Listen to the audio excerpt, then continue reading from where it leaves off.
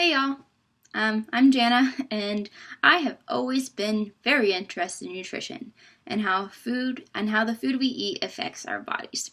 This definitely stems from my parents who have always fed my older sister and I extremely healthy food. My mom, she's always loved gardening, but has been far too busy to keep up with it. Whereas my dad, he just really likes being outside, and his careers have always focused around that.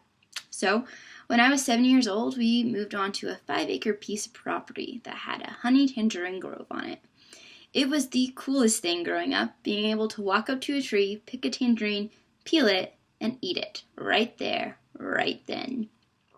And I guarantee you, I will never taste anything else that fresh. Seeing the process of our growth being harvested each year made me very interested in our food system.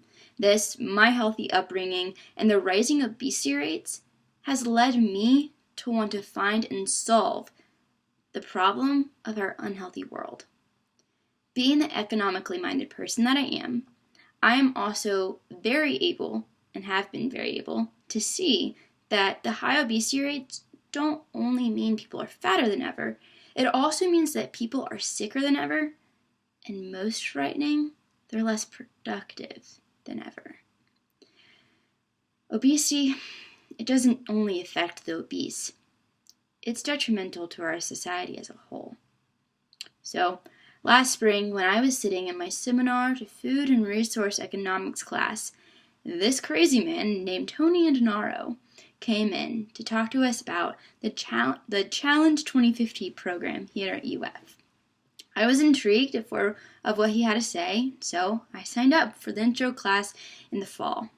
Here we are at the end of that fall semester, and through the semester I have done a lot of research on the obesity epidemic, its causes, and its possible solutions. Luckily, the Challenge 2050 program has helped me with that research. We often have guest speakers come in to talk to us during class, and one of those guest speakers this semester has been Dr. Carla Shellnut. She came in to talk to us about the obesity paradox that is being seen not only in our country, but in many other parts of the world as well.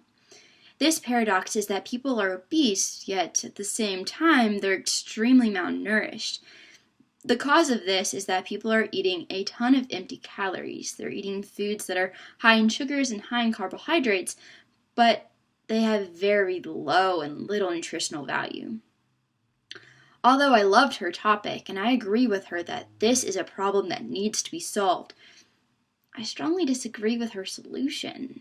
Her solution is to give more money to programs like SNAP, which is the new name for food stamps. This would work, but only in the short run. It's a band-aid. It's giving a man a fish to eat for a day. It's not teaching a man to fish so he can eat for a lifetime. Obesity is caused by so many different factors.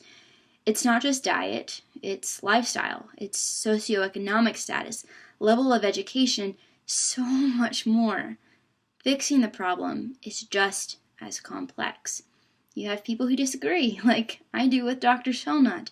And there's also not just one solution that can fix everything. So what will I do? What can I do? First off, I can research a little bit more.